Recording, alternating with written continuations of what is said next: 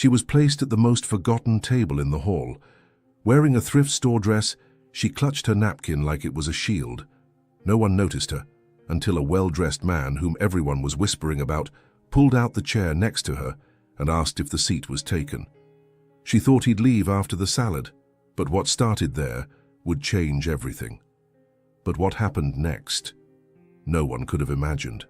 If this story touched you, leave a like, subscribe to the channel, and tell us in the comments where you're listening from.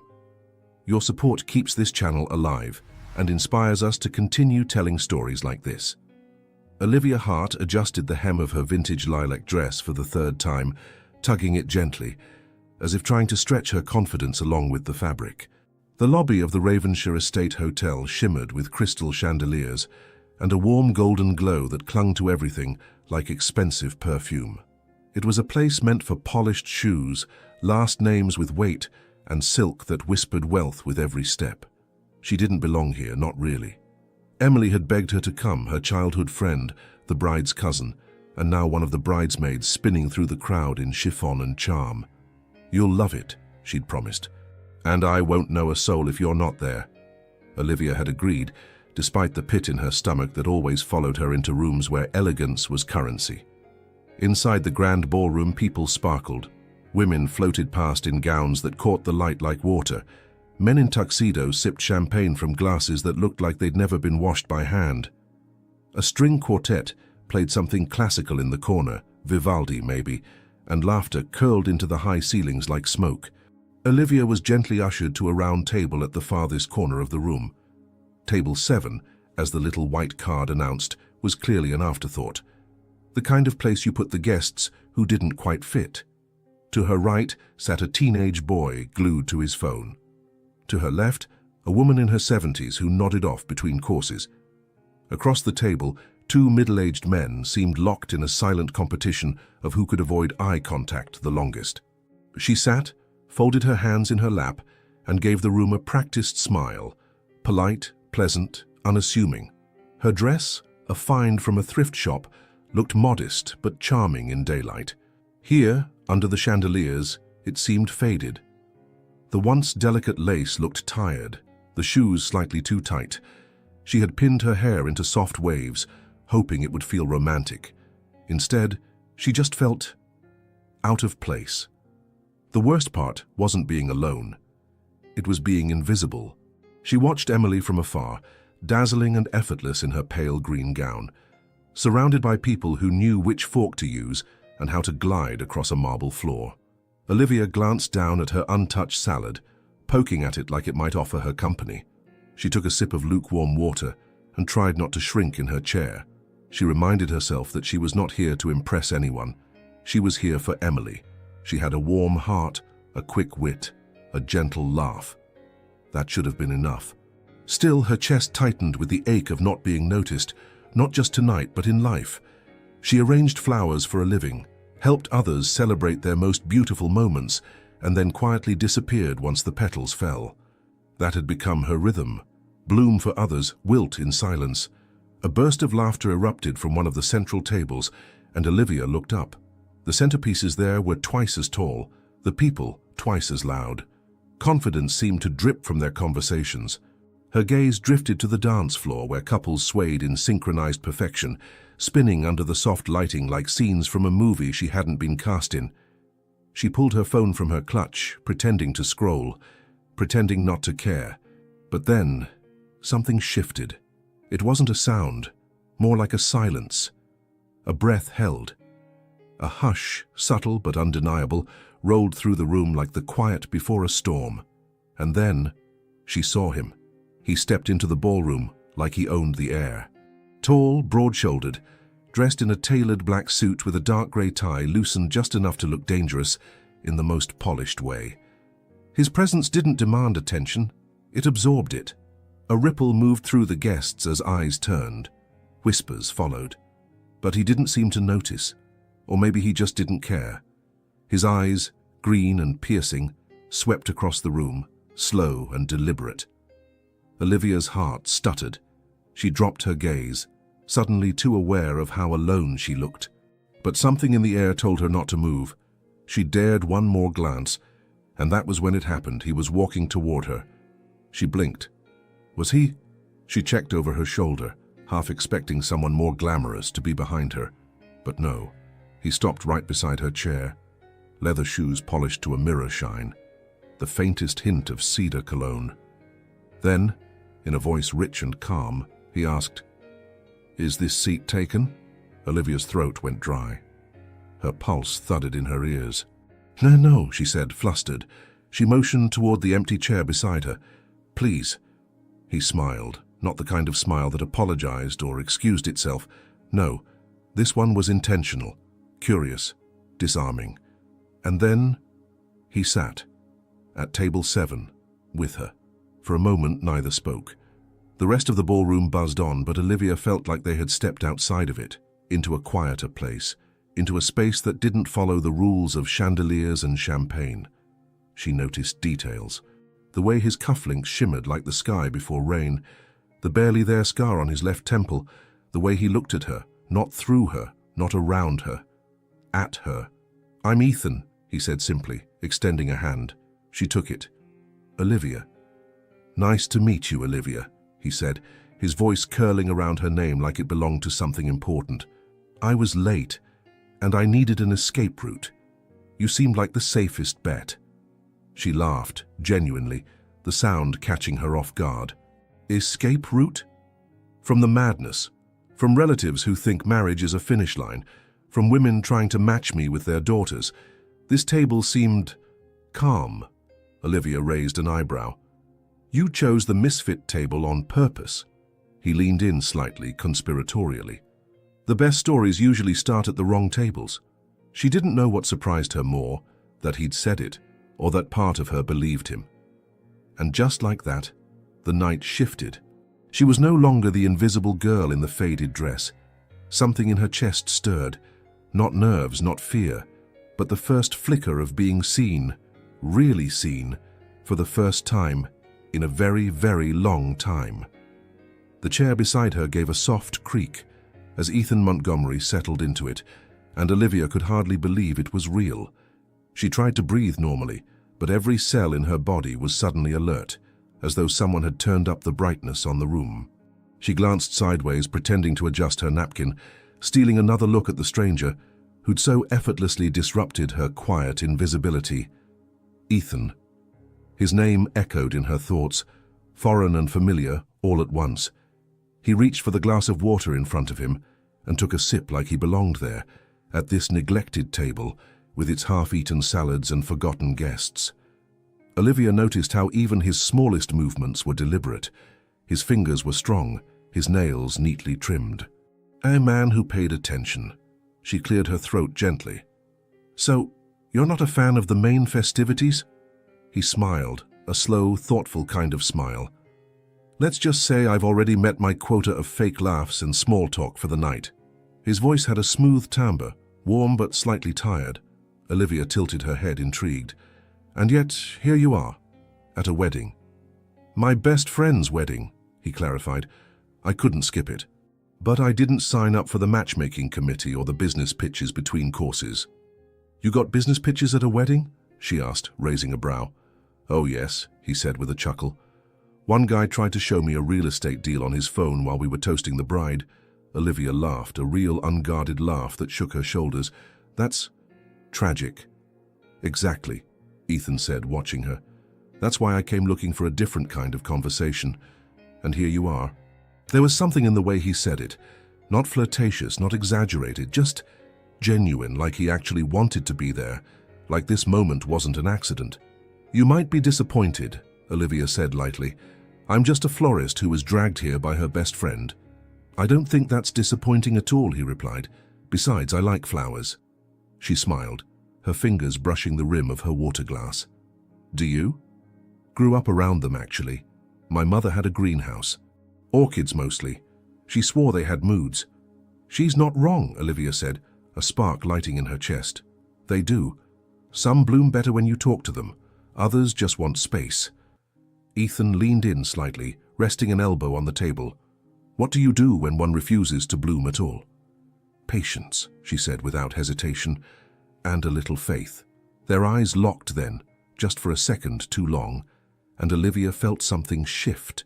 The music, the clinking glasses, the chatter, it all faded into the background. "Can I ask you something?" Ethan said after a beat. "Sure." "Do you always sit at the corner table and make the rest of the room look like it's missing something?" She blushed, startled by the unexpected compliment. "You don't even know me." "I'm trying to," he said simply, "but I'm already glad I came late." She didn't know what to say to that. It wasn't often someone saw her so directly, as if her presence wasn't just noticed, but appreciated. Most people looked through her, past her. He was doing neither. "Where's your seat supposed to be?" she asked, trying to keep her voice steady. He shrugged. "Up front, next to the groom. But he won't miss me for an hour or two." "You're a groomsman?" "Guilty," he said, smiling again. "And guilty of desertion. That's quite a risk." "Worth it, I think." Their conversation drifted into gentle, curious exchanges. He asked about her favorite flowers. She talked about the way peonies made her feel like spring could start again. He told her about a trip to the Scottish Highlands, where he got lost and ended up having tea with a shepherd's wife. They laughed about weddings, about awkward toasts, about how both of them had nearly left early tonight, but neither of them had. Time, like the music, seemed to loop in soft circles around them. The longer they talked, the less Olivia noticed the rest of the ballroom. She stopped shrinking into her chair. Her spine straightened, her voice softened and warmed.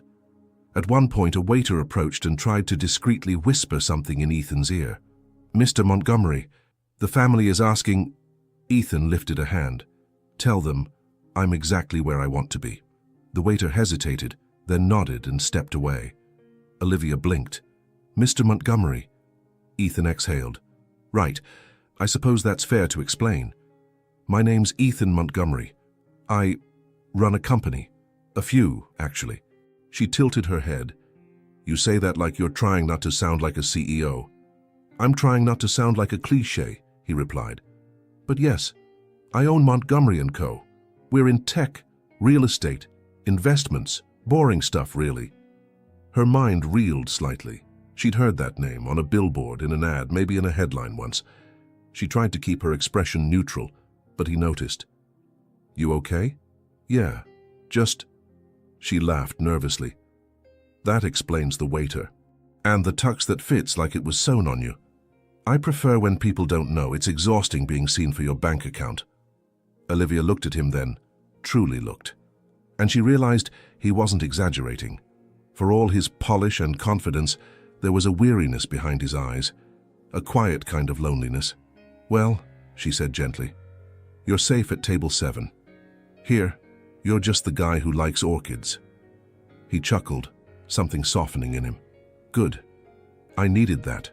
A sudden shift in the lighting signaled the start of the first dance. The bride and groom swayed in the center of the ballroom, surrounded by applause. Olivia watched them, the way the bride's dress floated like a cloud, the way the groom whispered something that made her smile. Ethan turned to her. "Do you dance?" She blinked. Not well. Perfect." "I don't either." He stood and offered his hand. Not insistent, not flashy, just open. "I won't step on your toes," he promised. Her heart pounded. She hadn't danced in years. Not in a room like this, not with a man like him. But something inside her said yes. She took his hand. And everything changed. The dance floor was a glowing stage beneath 1,000 tiny lights. Olivia stood just beyond the golden edge, her fingers still wrapped in Ethan's. His grip was warm, confident, but not demanding. He wasn't pulling her. He was waiting for her to choose. She hesitated for a moment longer, her heart thumping in her ears, then took a step forward, and then another. He led her gently onto the floor, their steps in sync, though neither of them had said a word. The music shifted into a slow, almost haunting melody, a cello piece wrapped in soft piano notes. Around them, couples moved in smooth, practiced rhythms, but Olivia was barely aware of anyone else. All she could feel was Ethan's hand resting lightly at her waist, his other hand guiding hers with surprising care. "You're doing better than you warned me," he murmured, his voice close enough to stir the fine hairs near her ear. She smiled nervously. "That's because you're not stepping on me. Yet," he teased. They laughed, and something broke open between them. Not in a dramatic way, but gently, like the slow parting of curtains after years of darkness. The kind of laughter that makes your body remember what it's like to be light again. As they moved, Olivia dared to look up into his eyes. They were greener under the ballroom lights, like moss caught in sunlight. And he was looking right at her, not at the room, not at the other dancers, not at his reflection in the polished floor, but at her, like she was the center of his attention, like she mattered. "So," he said, tilting his head, "Olivia the florist. Tell me something you've never told anyone at a wedding." She blinked. "That's very specific." "I know," he replied. "It makes it more interesting." She thought for a moment. "Okay, I've always wanted to run away with the wedding cake." He raised an eyebrow, clearly delighted. "The whole cake?" "Every tier. That's impressively bold." She shrugged. "People spend hours tasting samples and designing the perfect cake, and then barely eat it. Seems like a waste. You'd be doing the world a service." "Exactly." He laughed, and it was a full sound, deep and genuine. "I like the way you think." She smirked. "Your turn." Come on, Montgomery. Confess." He leaned closer. "Fine. I once switched the playlist at a wedding mid-reception." "No." "Yes." "What did you put on?" "Bohemian Rhapsody, 3 times in a row." Olivia gasped. "You're a menace." "And proud of it," he said, his mouth curling into a half grin. They continued dancing, lost in their own world. Olivia noticed how her nerves had quieted, how her body had stopped bracing for disappointment, how she felt, for the first time in ages, like she wasn't performing. She wasn't being the reliable friend, the modest girl, the invisible seat filler. She was just Olivia, and Ethan seemed to like that version of her. "I have a theory," he said after a pause. "Oh boy," he chuckled. "I think some people meet like flint and steel, lots of sparks, but they burn out fast. And then some meet like roots, finding each other underground." She tilted her head, curious. "What kind are we?" "I don't know yet," he admitted. "But I like the way this feels." She didn't answer, not with words, but her fingers tightened around his hand. Eventually the song faded, replaced by something faster, more lively. The dance floor erupted into motion. Ethan stepped back slightly, reluctant to let go.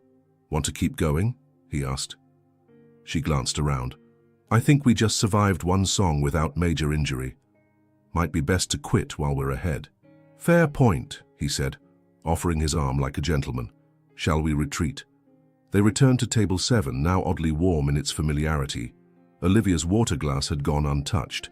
Her salad was even less appetizing than before, but none of it mattered now. As they sat, the air between them remained charged, but in a calm way. Like a storm had passed and left behind the kind of silence that feels sacred. Ethan rested his elbow on the table and looked at her. "You're not what I expected. Good or bad?" "Unexpected doesn't need a label," he replied. "It just stays with you." She smiled softly. "You're not what I expected either. Because I own companies?" "No," she said, shaking her head. "Because you sit at tables like this, when you could sit anywhere."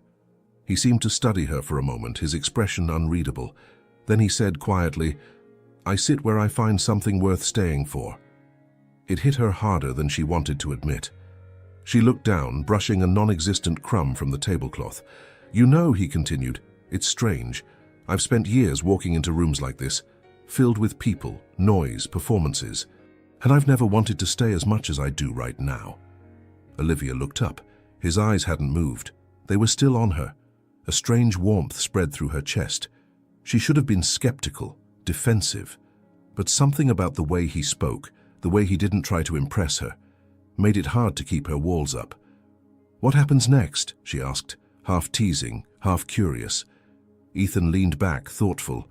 "Well, I'd offer to buy you dinner, a proper one, with real conversation and less glitter." She laughed. "That sounds nice. I'd like that too." They sat in silence for a beat, the kind that didn't feel awkward but full, pregnant with possibility. Then someone called Ethan's name from across the room. It was the groom, waving, clearly wondering where he'd disappeared to. Ethan glanced at Olivia, then back at his friend.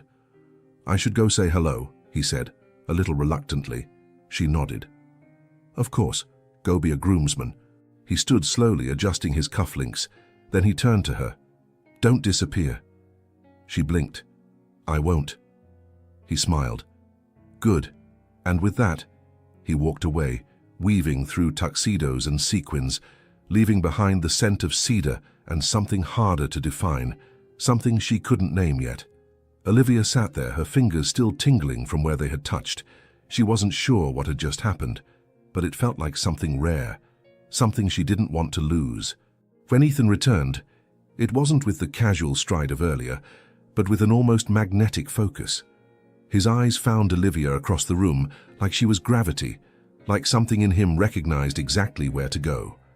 She was still at table 7, tracing the rim of her glass with the tip of her finger, lost in thought. She looked up and saw him coming, and for the briefest moment, she forgot how to breathe. "You stayed," he said softly, as he pulled the chair beside her. "I said I would." He smiled. "I don't always believe people when they promise things." "Well," she replied, tilting her head, "maybe tonight's the exception." A familiar slow rhythm began to play, the kind of music that fills a room with quiet anticipation, not flashy, not loud, just intimate. Ethan's gaze drifted toward the dance floor, then back to her. "Can I tempt you into another?" Her pulse quickened. "Even after I told you I'm a terrible dancer?" He stood and extended his hand anyway. "I'll take my chances." And something about the way he said it, unrushed, steady, sure, made her heart move before her feet did. She slid her fingers into his, allowing him to guide her once more into that soft golden space where chandeliers sparkled like stars and the world quieted just enough to hear your own heartbeat. This time, he held her a little closer, and this time, she didn't pull back. Their hands found each other naturally, and his other hand rested gently at the small of her back. There was nothing hurried in his movements. No show, just presence. He was there, she was there, and the music carried them. Around them, couples danced with practiced grace. But Olivia wasn't watching. She didn't care about anyone else's rhythm or elegance. She was too consumed by the way Ethan moved with her, how he anticipated her weight before she shifted, how his touch was confident but never possessive, like he wasn't leading her, but discovering the dance with her. "How do you do that?" she whispered. "Do what?" "Make me feel like I've done this before." He smiled against her temple. "Because you have. You just forgot." She swallowed hard, unsure whether it was the music or his voice making her chest ache. As the dance unfolded, their silence became the loudest thing between them. Not uncomfortable, not hesitant. It was the silence of something building. His fingers brushed the back of her shoulder, then moved as if by instinct to tuck a loose strand of her hair behind her ear. His knuckles skimmed her cheek as he did it, and she leaned, just slightly, into the gesture. Her breath caught. So did his. "I don't usually dance at weddings," he murmured. She pulled back just enough to look at him. "You're pretty good at pretending you do." He chuckled. "Maybe you're just easy to dance with." Their gazes held, longer this time. There was a stillness in the space between their faces, a fragile closeness that hummed with possibility. Olivia didn't know if it was appropriate. She didn't know if anyone was watching, and for the first time in her life, she didn't care. She was in the arms of a man who had sat beside her when she had been invisible, who asked real questions, who listened, who danced with her like she mattered. The song slowed, then faded. They stopped moving, but neither of them stepped away. His hand lingered on her back, her fingers curled just slightly into his. And there, beneath the chandeliers, Ethan leaned his forehead softly against hers. No kiss, no pressure, just presence. "I could get used to this," he whispered. She smiled with her eyes closed. "Me too." The lights dimmed further as another song began, something livelier, a signal for more energetic guests to take over the floor. Couples passed them with laughter and heels clicking, and finally, Ethan stepped back. But not far. "Let's get some air," he suggested. Olivia nodded, grateful. Her emotions had tangled themselves into a quiet knot, and she needed to untie it before it spilled over in front of everyone. He took her hand again, gently, like it was something he'd done 1,000 times before. They slipped out a side door that led to a terrace draped in string lights. The cool night air kissed Olivia's flushed cheeks, and she closed her eyes for a moment, letting it settle her. The terrace overlooked a garden still fragrant from summer blooms. Olivia leaned on the railing, breathing in the mix of roses, ivy, and fresh grass. "Better?" Ethan asked beside her. She nodded, her voice quiet. "I didn't expect tonight to feel like this." "Me neither." They stood in silence again, their shoulders barely touching. Olivia could feel the electricity between them. Not sharp, but low and steady, like a current running beneath everything they weren't saying. "I've been to a lot of weddings," he said finally. "Most of them feel like performances." She turned to look at him. "But tonight," he continued, "felt like something real happened." She didn't answer. She didn't have to. Ethan turned toward her, and this time there was a question in his eyes. Not a push, just a space, an invitation. "I don't want this to be the last time I see you," he said simply. Her throat tightened. She wasn't sure if it was fear or hope. "I don't either," she whispered. They stood there, the moon casting silver light on their shadows, both aware that something had changed. Something had shifted the minute he sat beside her. And now, nothing felt the same. "I'm not good at casual," she said suddenly. "I get attached. I feel too much. I overthink." Ethan stepped closer, his voice gentle. "Good. The world needs more of that." She blinked up at him. "You don't think that makes me hard to love?" He shook his head, slow and steady. "I think it makes you unforgettable." And Olivia, who had always played the supporting role, who had always danced on the edges of other people's stories, felt for the first time like she was at the center of her own. They didn't kiss, not yet. But as they stood on that terrace side by side beneath the stars, it felt like a promise was being made. Unspoken, fragile, but true. And somewhere deep inside, Olivia knew. This was only the beginning. The night had deepened into that hushed hour where the air felt heavier, quieter, when even laughter softened and the chandeliers began to dim like tired stars. Olivia returned to the ballroom with Ethan, his hand still resting lightly on her lower back as they re-entered the golden light. The magic of the dance lingered in her limbs. Her skin still tingled where his fingers had grazed her. And yet, as they crossed the marble floor toward table 7 once more, she felt something else. Eyes. There were eyes on them. Whispers, subtle and clipped, stirred behind champagne flutes. Olivia tried not to look, but curiosity got the better of her. She caught the flash of a raised brow here, a murmured comment behind a napkin there. A woman in a crimson dress leaned close to a man in a grey suit and tilted her head discreetly in their direction. A group near the cake table went quiet as Ethan passed, then resumed talking, too quickly. Olivia's stomach knotted. "Is it just me?" she asked under her breath. "Or are we suddenly the entertainment?" Ethan's eyes didn't flinch from the path ahead. "It's not you." That should have comforted her, but it didn't. Back at their table, she sipped from her water glass with hands that didn't feel as steady as they had an hour ago. Ethan seemed calmer, unbothered even, but his posture had shifted slightly. Shoulders a bit tighter, jaw more defined, like he was holding something back. "You don't seem surprised," she said after a long pause. He glanced at her. "I'm not." She studied his face. "Do they always react like that when you talk to someone new?" A shadow crossed his expression. Brief, but undeniable. "Sometimes." That seemed intense. "It comes with the territory." She leaned forward. "Which territory is that exactly?" For a moment, Ethan didn't answer. His eyes drifted toward the dance floor, where couples now moved in messy twirls and less refined steps.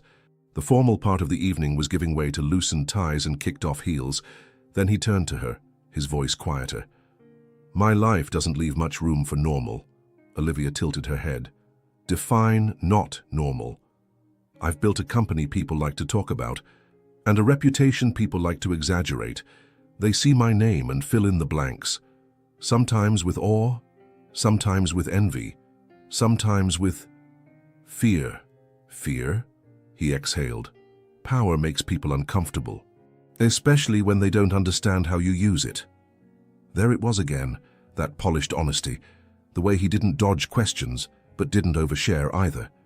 It wasn't secrecy, it was discipline. A man used to being scrutinized, a man who had learned to keep some things for himself. "Can I ask you something personal?" she ventured. "You've earned that right." She hesitated. "Why me?" His brow furrowed slightly. "What do you mean? Why did you sit with me, stay with me?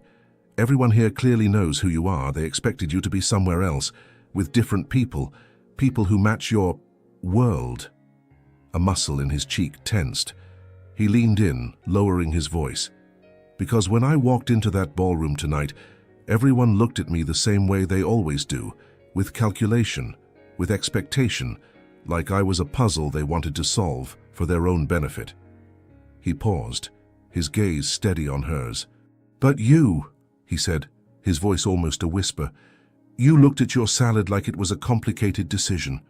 You looked at the bride like she was magic. You looked at me like I was just a man." Olivia's throat tightened. He continued, softer now. "You made me feel human. Do you know how rare that is?"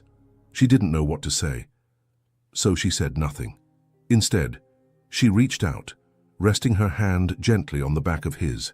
He looked down at the touch, then up at her again. But before either of them could speak, a sharply dressed man in his 40s approached their table. His presence was sharp, clean suit, polished shoes, and an air of subtle authority that marked him as someone who was used to being heard. "Ethan," the man said, nodding tightly, "we need a word." Ethan's shoulders stiffened. "Now?" The man gave Olivia a glance. Brief, but assessing. "Preferably." Ethan sighed, then turned to her. "I'll be right back." She nodded. "Of course." He stood and followed the man toward a quieter corner of the ballroom, near the bar. Olivia watched them go, her stomach twisting with a sensation she couldn't quite name. The man spoke quickly, his gestures restrained but firm. Ethan listened, arms crossed, expression unreadable. She looked away, pretending not to watch. But a few moments later, she heard footsteps and turned to see Ethan returning, his jaw tight. "Everything okay?" she asked, trying to sound casual. He sat down, brushing invisible lint from his jacket. "Just a reminder of that not everyone likes surprises," he said, eyes narrowing slightly, "especially when they involve someone unexpected." Olivia blinked. "You mean me?" He didn't answer right away. Then, "My business partner. He's protective of the company, the brand, the image." She felt a chill creep in. "And I'm a threat to that image." Ethan's eyes met hers, sharp but not unkind. "You're a reminder that I don't always follow the script." She stared at the tablecloth, her heart sinking. "I didn't mean to cause trouble." "You didn't. Still, I shouldn't be the reason people question your choices." "Olivia," he said, his voice firm but calm, "if being with you makes people uncomfortable, that says more about them than about you." She didn't respond right away. Her fingers toyed with the edge of her napkin. Then, finally, she looked up. "I'm not used to this." "Used to what?" "Being noticed, protected, taken seriously." "You should be," he said. His certainty unsettled her, in the best way. He leaned in again, quieter this time. "I don't want to scare you off." "You're not." "Good." A new song began to play, softer this time, a ballad full of strings and silence, but neither of them moved to dance again. Instead, Ethan looked at her with a kind of gentle warning in his gaze. "There are things about my life I can't explain in one night," he said. "Not because I don't trust you, but because some things do take time." Olivia nodded. "I understand." "Do you?" "I think so. I know what it's like to protect something fragile." He looked at her for a long time, his expression unreadable. Then he offered a single sentence that lingered like a promise. "I'll let you in, just not all at once." And somehow that was enough. For now. The morning light filtered through Olivia's studio apartment like a quiet visitor. It crept along the hardwood floor, catching the scattered petals from yesterday's arrangements and the half-finished bouquet resting on her tiny work table. The scent of jasmine lingered in the air, soft and familiar. She was still thinking about the wedding, about Ethan, about how he had seen her, really seen her. It had been 2 days and he hadn't vanished. Instead, he'd sent a message that morning. "Dinner tonight? I'll send a car. Dress for something comfortable. But let me surprise you." The message had arrived with a small bouquet of white peonies, her favorite, though she hadn't told him that. She read the text 3 times before replying, her fingers hesitating over the keys as her heart pounded. "Okay, I'll be ready." By 6:30, Olivia stood by the front door of her building, watching the sky change colors above the city. She wore a pale blue wrap dress, simple and soft, paired with sandals that had only a faint scratch on the heel, her nicest pair. She had no idea what to expect. When the car pulled up, it wasn't just a car. It was a black town car, polished like obsidian, with a driver in a dark uniform who stepped out and opened the door for her as if it were the most natural thing in the world. "Miss Hart?" the man asked with a polite nod. She blinked. "Yes. Mr. Montgomery asked me to bring you to him." The drive was silent, smooth, surreal. Outside the tinted windows, the city shifted from the familiar buzz of working-class corners to wide avenues lined with glass towers and marble storefronts. The sidewalks thinned, the cars became sleeker, the pedestrians more polished. Her fingers tightened slightly around her clutch. When the car stopped, the driver stepped out again and opened the door with the same calm grace. Olivia stepped onto the sidewalk and looked up. They were in front of a tall modern building, with a mirrored facade that stretched toward the clouds. At the entrance, a doorman nodded and held the door before she could even touch it. She swallowed hard. This was another world. The lobby was silent but luxurious. Marble floors gleamed beneath her feet. A chandelier that looked like falling glass droplets hung from the ceiling. Every surface shimmered. Before she could fully take it in, a private elevator opened. Inside, she stood alone as the elevator ascended quietly, faster than expected, smoother than anything she had ever experienced. Then the doors opened, and there he was. Ethan stood barefoot in the doorway of what could only be described as a penthouse, carved out of a dream.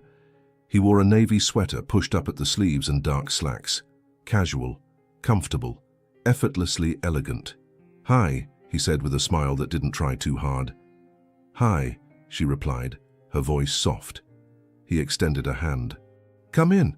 She stepped into the apartment, her sandals clicking softly against the dark hardwood floor. The space was open and airy, all clean lines and warm tones. Floor-to-ceiling windows framed a panoramic view of the city that took her breath away. Lights blinked in the distance. The skyline stretched like a painting, alive and endless. She turned slowly, her eyes wide. "Ethan, this is..." He chuckled. "A bit much." She gave a breathy laugh. "A bit everything." He led her toward a dining area near the windows, where a small table was set for 2. Candles flickered gently, casting golden light over simple white plates and folded linen napkins. "I hope you're hungry," he said. "I'm also slightly intimidated." "Good," he teased. "Keeps things interesting." They sat. A private chef brought out dinner, grilled salmon with citrus glaze, roasted vegetables arranged like art, and a dessert she couldn't pronounce but adored. Everything was delicate and perfect and almost absurd, and yet somehow Ethan made it feel human. He asked about her day, listened when she talked about her co-worker breaking a vase in the shop, laughed when she described a runaway cat that had nearly knocked over an entire floral arch. He spoke about his work only when she asked, and even then, with a humility that surprised her. "Do you ever get tired of this?" she asked, gesturing around the room. He looked out the window, thoughtful.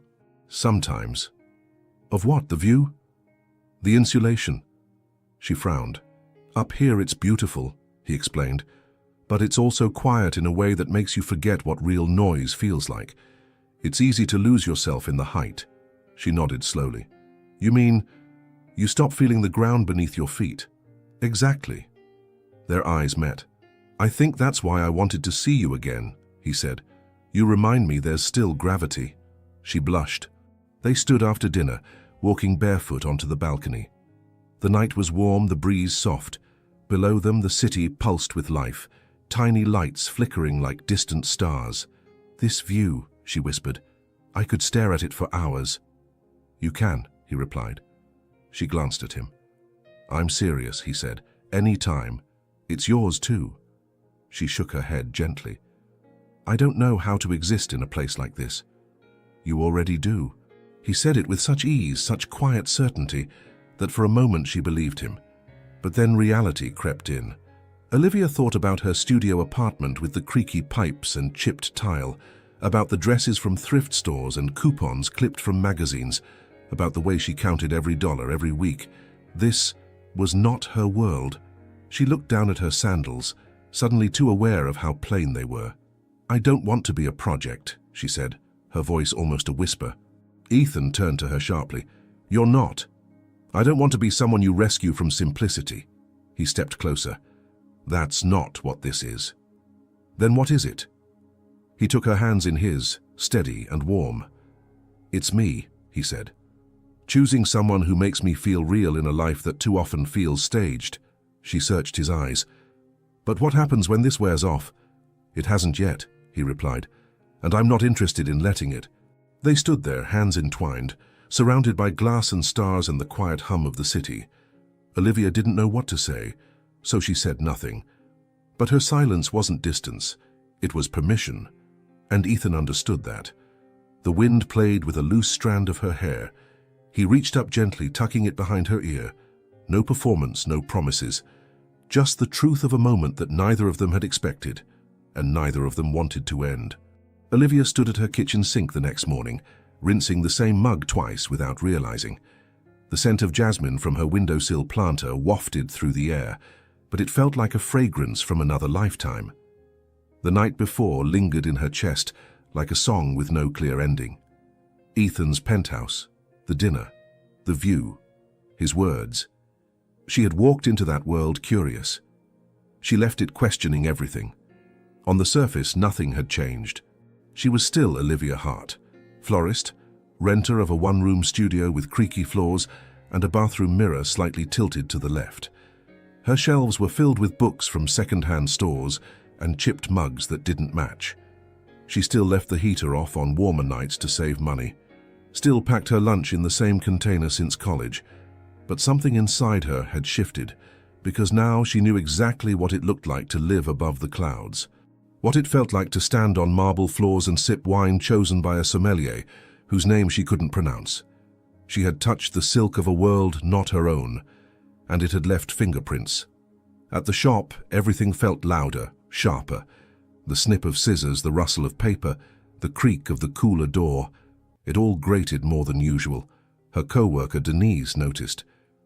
"You okay?" she asked, wrapping a ribbon around a vase of tulips. Olivia hesitated. "Just tired." "You look it," Denise said without cruelty. "Long night." Olivia gave a small, distracted smile. "You could say that." She didn't say more. How could she explain it? That her heart felt split down the middle, one half still spinning from the intimacy of Ethan's words, the other weighed down by the echo of her own doubts. That night, Ethan texted again. "Can I see you tomorrow?" She typed, erased, typed again.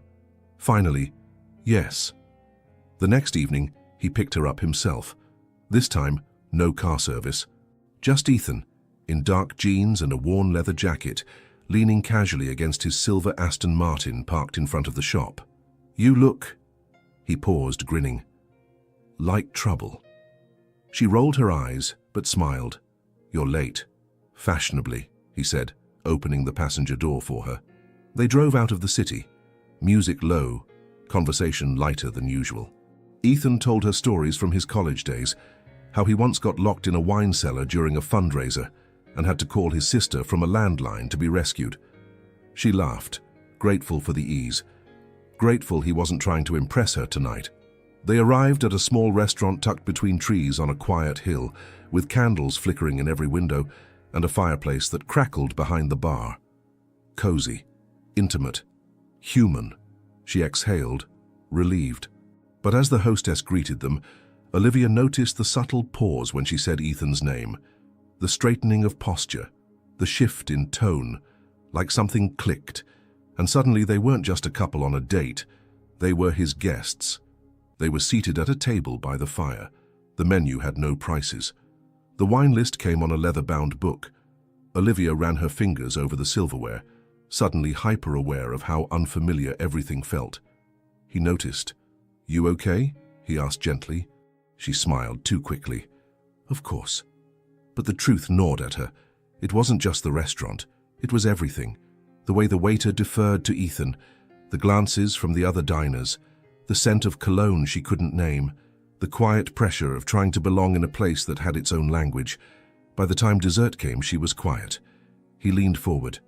"Talk to me." She looked down. "I don't want to ruin the night." "You won't." She hesitated. "Then, I don't know how to fit into your world." He didn't speak right away. "Then you don't have to." "That's easy for you to say, is it? You've never had to count how many meals are left in the fridge before payday, or fix your shoes with glue, or decide which bill can wait another week." His expression didn't change, but something in his eyes softened. "You think I don't know struggle? I think you forgot it." That landed heavier than she intended. She looked away, ashamed. "I'm sorry," she whispered. "That wasn't fair." "No," he said quietly. "It was honest." She nodded, throat tight. She started, then stopped. "I don't want to be someone you bring into your world like a novelty, a break from the noise." He reached across the table, covering her hand with his. "You're not a break, Olivia," he said. "You're the only thing lately that's made sense." Her eyes welled up. "Then why do I feel so out of place?" He gave a long exhale. "Because my world is designed to keep people out." She looked at him. "And I've spent years letting it," he added. "But I don't want to anymore." They sat in silence as the fire crackled beside them. Outside, the wind picked up, brushing leaves against the window. He continued, voice lower now.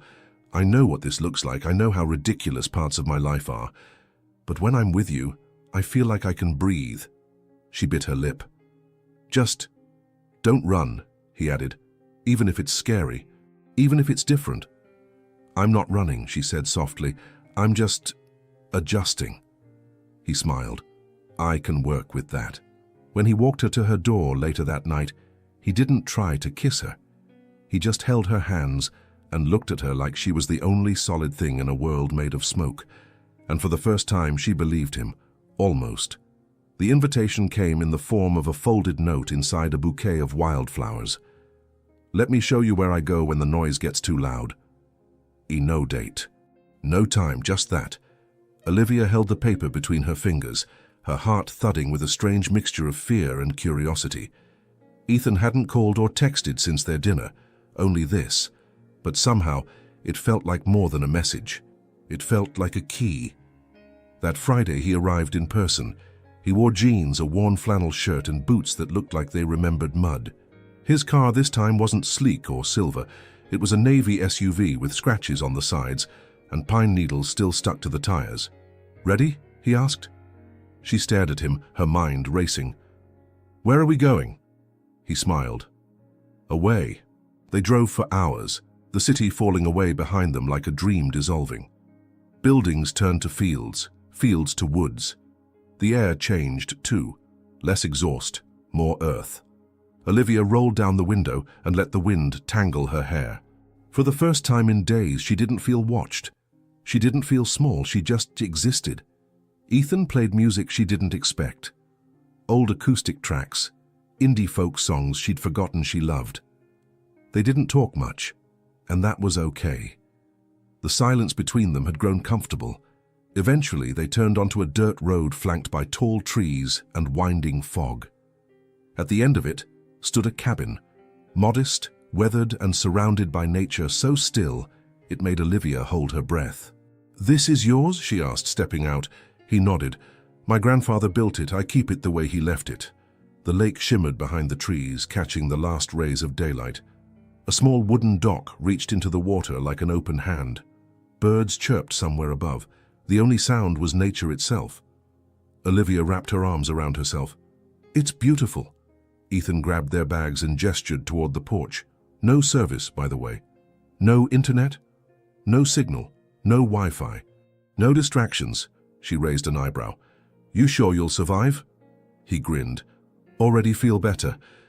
Inside, the cabin was warm in the way old places are, smelling of pine, smoke, and memory. The living room was small, with a stone fireplace and 2 overstuffed chairs. A faded quilt draped over the couch. The walls held framed black and white photos of men in fishing hats and women laughing beside wood stoves. Ethan placed the bags down and looked at her. Hungry? I could eat. He cooked. Badly. But he insisted on making grilled cheese over the fire, and Olivia couldn't stop laughing at his frustrated expression as the bread blackened slightly. Don't say anything, he warned. I wouldn't dream of it. When they finally sat, legs folded on the floor, plates in their laps, Ethan handed her a sandwich with a proud grin. Burnt to perfection, he declared. She took a bite. Crunchy. Bold. He nodded solemnly. Exactly my intention. Later they curled up near the fireplace, the flames casting shadows on the log walls. Olivia rested her head against the arm of the couch, her feet tucked under her. Ethan sat across from her, elbows on his knees, watching the fire like it had answers. You really come here alone? She asked. He nodded. Every time things get too loud. What gets loud? Expectations, people, the voice in my head that keeps a scorecard. She tilted her head. Scorecard? He looked at her. Success comes with rules. Keep growing, keep proving. Don't show weakness, don't slow down. And here, no one knows my name. She let his words settle in. I can see why you love it, she said. It feels honest. He smiled. That's the point. Olivia stared into the fire.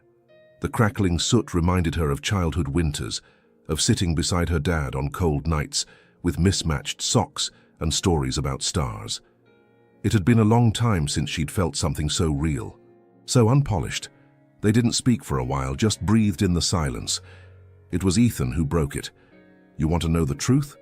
She looked at him. I used to come here to be alone. Now I think I come here to remember who I was before everything got complicated. She nodded slowly. And who was that? He chuckled. A boy with scraped knees who thought money could fix everything. Can it? He met her gaze. No. The honesty in his voice cracked something open inside her. She looked down, fingers picking at the edge of the quilt. I used to believe that love came with conditions, she said quietly. What kind of conditions? Be good, be small, don't ask for too much, don't break, be easy to love. Ethan moved closer, kneeling in front of her. That's not love. It's what I learned. Well, unlearn it. Her eyes welled up. He reached for her hand, held it like it was something fragile, something rare. You don't have to perform here, Olivia, he said. How you can just be. Her lip trembled. I don't know how. He squeezed her fingers gently. Then let this be your practice ground. They stayed like that, hands clasped, fire dancing in their eyes. She had no words, only the sensation of being safe. Later, when the fire burned low and the only sound was the lake brushing against the shore, they stepped outside. The stars were impossibly bright. No city lights to outshine them. Just sky and water and 2 people learning how to see each other without distraction. Olivia leaned against the wooden railing of the porch, arms wrapped around herself. Ethan stood beside her. You cold? He asked. A little. He draped the quilt over her shoulders. She looked up at him, searching for some sign that this wasn't too good to be true. But he was looking at her like he had nothing else to hide. And for once, she believed it. He didn't kiss her. Not yet. But something deeper passed between them, quieter than desire, louder than words. Trust. The city seemed louder after the lake, the honking, the sharp angles of glass buildings, the blur of people brushing past. It all hit Olivia differently now, as if the quiet from the cabin still clung to her skin, making the city feel foreign, noisy, artificial. Ethan parked his car outside her building and walked her to the door, holding her hand like they hadn't just spent the last 2 days wrapped in pine and silence. She turned to him, heart still half in the woods. Thank you, she said softly. For what? For not rushing anything, for letting me breathe, he smiled. I like your pace. She leaned in and for the first time kissed him. It was slow and steady, like the lake, like truth. Days passed and things moved gently. They texted, called, met for coffee when their schedules allowed. Ethan visited her shop more than once, often under the excuse of needing inspiration, though he left with single stems and a new reason to smile. It was Olivia who suggested he join her at the charity gala. It's at the Botanical Gardens, she said, eyes lit with anticipation. I do their centerpieces every spring. Ethan hesitated. You sure? Why wouldn't I be? He smiled faintly. Because my presence tends to change the temperature of a room. I don't mind a little heat, she replied. That night she wore a midnight blue dress borrowed from her boss's niece. It hugged her waist and flowed like water when she moved. She tied her hair up in a loose bun, letting a few strands fall, softening her face. Ethan met her outside the event hall, dressed in a charcoal suit with no tie, looking expensive without trying. You look, he began. Don't say nice, she teased. I was going to say breathtaking. Her cheeks flushed. That's acceptable. He offered his arm. Shall we? The gala was held under a canopy of twinkling lights, nestled among rose beds and manicured paths. Waiters carried trays of champagne and smoked hors d'oeuvres. Music played low and classical. At first everything felt magical, until it didn't. Olivia noticed it in waves, subtle at first. A pause in a conversation when she approached. The glance a woman gave her shoes before smiling too sweetly. The way Ethan's name passed between guests like a currency. Montgomery. Power. Money. Some nodded politely when introduced to her. Others asked where she was from in that tone that meant, what do you do? Who do you belong to? She answered with grace. But the questions lingered like perfume that didn't suit her. When Ethan stepped away to take a call, a man in a tailored navy suit approached. You must be the florist, he said with a practiced smile. Olivia blinked. I am. I've seen your work. Lovely arrangements. Thank you. Not the usual company Ethan keeps, the man added, sipping his drink. She tried to smile. He surprises people. The man said, nodding. That he does. And then he walked away. The whole exchange lasted less than 30 seconds, but it stuck. Later, back at her side, Ethan noticed the shift in her. You okay? He asked, brushing his hand lightly along her arm. She nodded, lying too easily. Fine. They danced. He held her like no one else mattered, but she felt them all watching. And when the night ended and he dropped her off, she didn't kiss him, just squeezed his hand and said, Thank you for tonight. The next morning, Ethan stormed into his office, jaw tight. You spoke to her, he demanded, slamming the door behind him. His business partner, Charles Whitmore, looked up from his laptop. Good morning to you too. Don't deflect. You approached Olivia. Whitmore raised a brow. At the gala, I merely introduced myself. You made her uncomfortable. I made an observation, Whitmore replied. She's sweet and incredibly out of her depth. Ethan's eyes darkened. That's not your judgment to make. Charles leaned back. You've worked hard for this brand, Ethan, for your reputation. One public misstep, one wrong impression, and we're fielding questions from investors. Ethan's hands curled into fists. You think she's a liability? I think she's a reality check. Ethan stared at him. Then maybe reality needs adjusting. And he left without another word.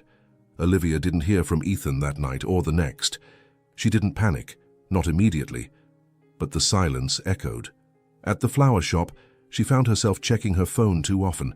At home, she replayed every moment from the gala, wondering if she had missed something, said something wrong, worn the wrong thing, smiled too much, smiled too little. Had she broken some invisible rule? When Ethan finally called, his voice was heavy. Can I see you? He asked. Yes. They met in a quiet cafe, tucked in a quiet street. He looked tired. She did too. He didn't waste time. They talked to me, he said. Who? My partners, my board. They think I'm distracted. She swallowed. Because of me? He didn't answer right away. I'm not embarrassed by you, Olivia, he said finally, but they think you don't fit the image." She blinked.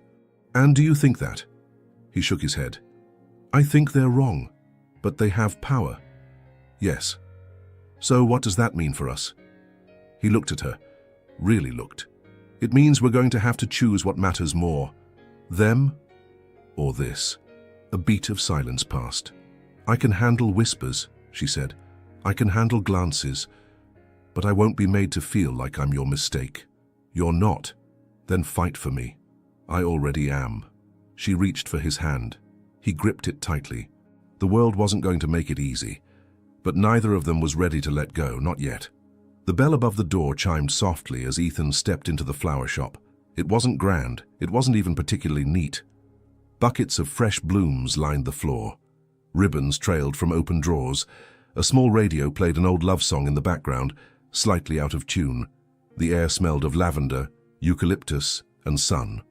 And Ethan Montgomery, millionaire investor, son of glass towers and boardroom ceilings, paused. He wasn't used to this kind of beauty. It was quiet, unpolished, personal. Behind the counter, Olivia looked up. She didn't smile right away, just held his gaze. "You showed up," she said. "You asked me to fight," he replied. "This is where it starts." A slow smile spread across her face. "Then grab an apron." Denise, Olivia's co-worker, nearly dropped a vase when Ethan was introduced. "You're that Ethan Montgomery?" she asked, eyes wide. He gave a modest nod, already half covered in green smudges. "Apparently. Do you own suits made of money or something?" He laughed. "Just overpriced jackets. Want one?" "I want your tax bracket," Olivia groaned. "Denise." "What? I'm being welcoming." They spent the morning assembling bouquets. Ethan, surprisingly, followed instructions well, once he stopped trying to color coordinate based on stock prices. Olivia watched him carefully. He wasn't just pretending. He asked questions. He got dirt under his fingernails. He tied ribbons that were lopsided but sincere. At one point, he held up a small arrangement of tulips and daisies. "This is crooked," he said. "It's charming." "You mean terrible?" "I mean it looks like something made by someone who cares." He looked at her. "Then I'll take it." She laughed. And just like that, the heaviness from the gala began to dissolve. That afternoon, Ethan stayed for lunch. Not reservations, not rooftop sushi. A small neighborhood pizza place where the owner knew Olivia's name and brought out garlic knots on the house. They sat in a booth with chipped red leather, paper napkins, and soda in tall plastic cups. Olivia folded her slice in half like she always did.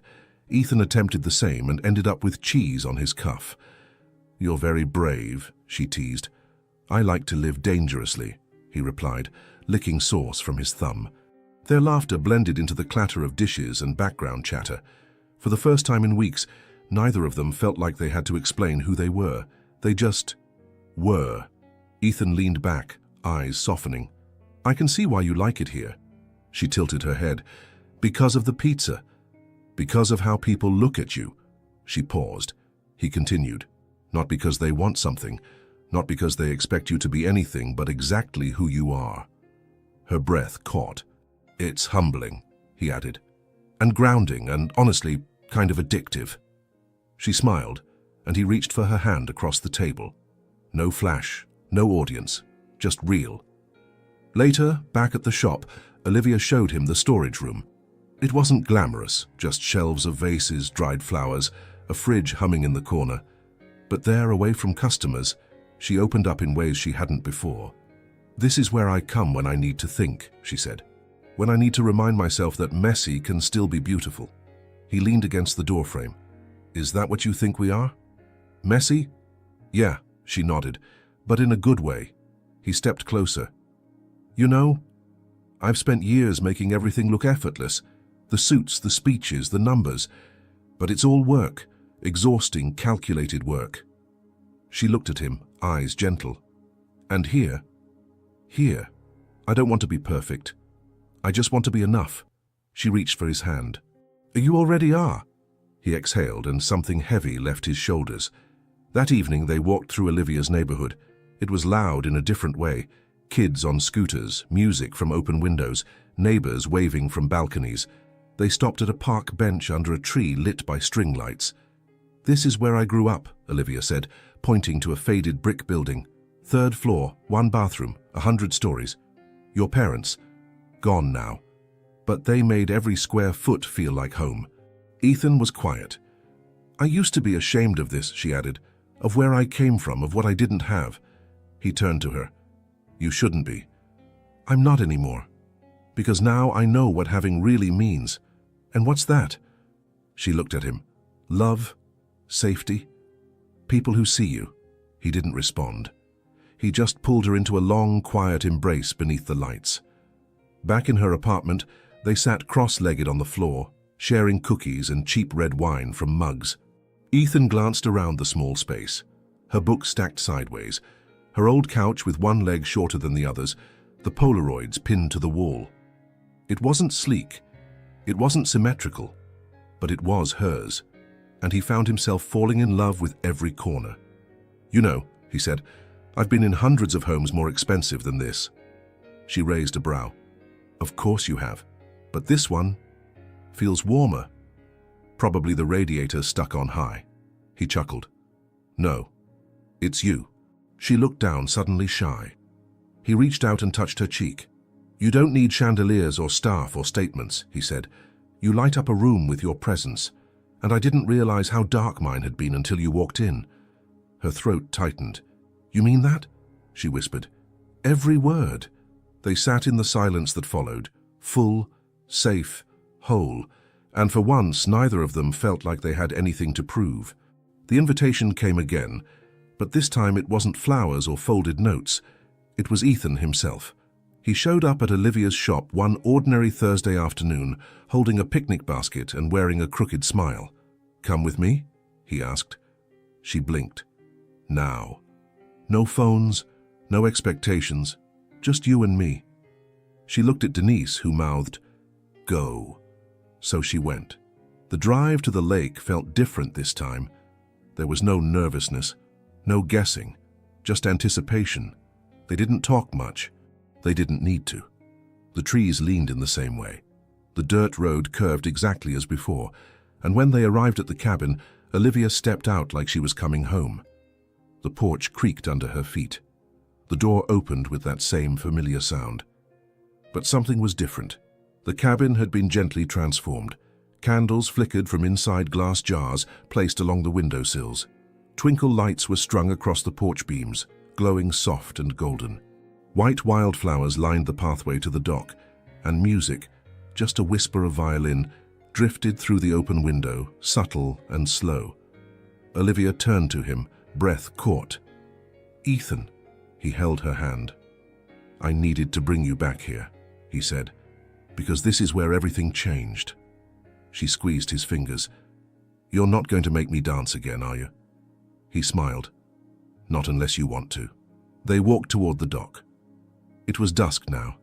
The lake reflected the fading sun like liquid fire. The trees stood tall and still. Everything felt suspended in time. At the end of the dock, a small table was set with 2 chairs and soft linens. Nothing extravagant, just enough. They sat. He poured her a glass of wine. She let her shoes fall off and dipped her toes into the cool water below. For a long moment they said nothing, and then, "You changed me," Ethan said, his voice quiet but full. Olivia looked at him. "I didn't know I was asleep until I met you," he continued. "You reminded me how it feels to feel, not manage, not perform, but feel." She blinked, trying to hold back the emotion rising in her throat. "You let me be imperfect," he said, "and still worthy." She reached across the table and took his hand. "You are." He smiled, but it wavered. "I've had everything I ever thought I wanted, and none of it meant anything. Until you." He stood. Her heart skipped. "I want the world to see what I see in you," he said. He walked around the table. Slowly. Then, on the edge of that weathered dock, surrounded by lights and water and memory, he dropped to one knee. Olivia covered her mouth with both hands. Ethan reached into his pocket and pulled out a small velvet box. But he didn't open it. Not yet. "I could give you diamonds," he said. "And I will. I could give you a house, a name, a life most people only imagine, and I will. But that's not the point." She nodded, tears slipping down her cheeks. "The point," he continued, "is that I see you. And I want you to be seen, not as someone beside me, not as someone behind me, but as my partner, my equal, my heart." He opened the box. Inside was a ring, simple, elegant, a single oval diamond set in a thin gold band. No fireworks, no glitter, just meaning. "Olivia Hart," he said, "will you marry me?" She didn't speak at first. She stepped forward, kneeling too, right in front of him. Their foreheads touched. Her tears hit the wood beneath them, and she whispered, "Yes." Not loud, not dramatic, just true.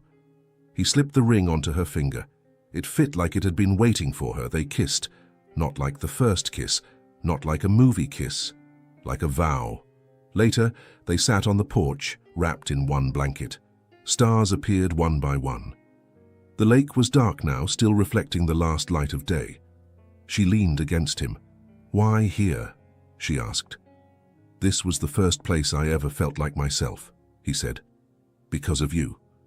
She held up her hand, admiring the ring. "It's beautiful." "It's yours." They sat in the silence that followed, and in that stillness, neither of them doubted what came next. Not because it would be easy, but because they had found something rare. Something that no money, no power, no opinion could replicate. Belonging, together. The church was small, not the kind you'd find in magazines or on destination wedding blogs. It had creaky pews and chipped white paint. The windows let in golden light that danced across the wooden floor, and the scent of roses, fresh, not forced, floated in the air. It was exactly what Olivia wanted. 1 year after that first night at Table 7, she stood in front of a mirror wearing a dress that wasn't designer, but felt made for her. Soft lace sleeves, a flowing skirt, and tiny pearls sewn at the wrist. Just enough detail to feel sacred, not loud. Her heart beat steadily. Emily, standing behind her, adjusted the veil. "You look like you," she said.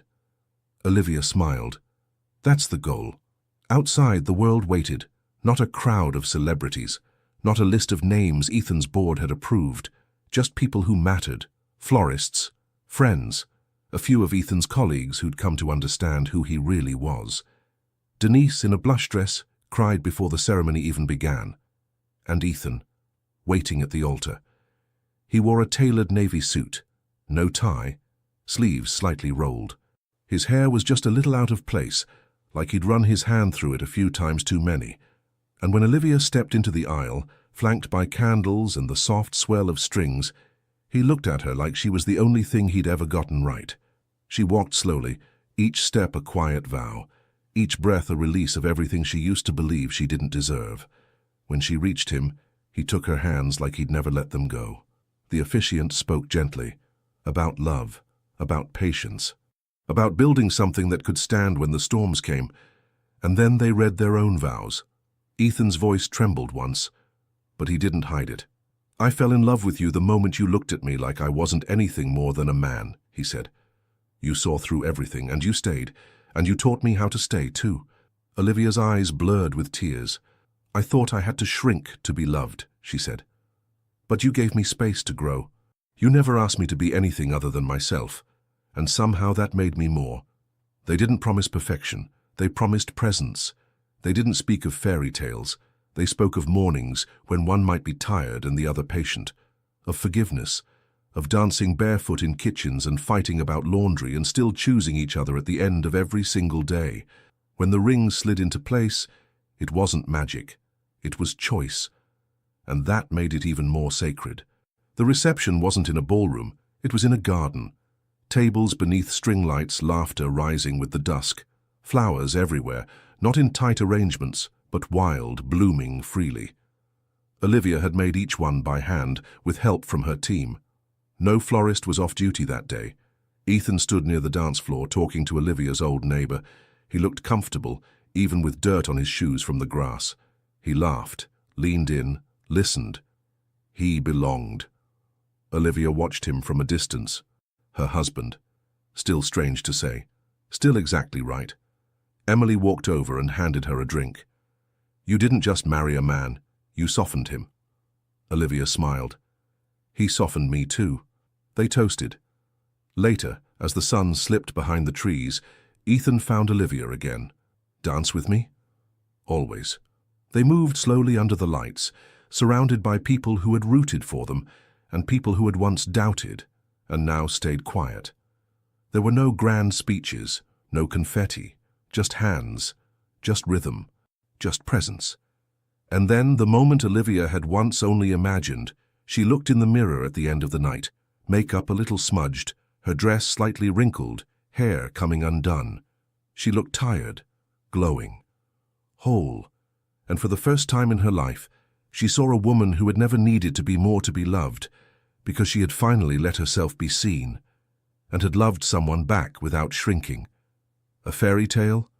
Maybe, but one with roots in the earth, one that didn't need castles, just truth, and the quiet, steady miracle of being chosen, every single day. She didn't win by molding herself, nor by shining brighter than the others. She won in the silence of simple gestures, in love that didn't shout, but stayed. She won when she danced with him on the grass with the wrinkled dress and bare feet, because in the end real fairy tales don't have crowns, they have hands held and choices made every day. And maybe, deep down, this story is about us too. If this story touched you, leave a like, subscribe to the channel, and tell us, where are you listening from? Your support is what keeps this channel alive and inspires us to continue.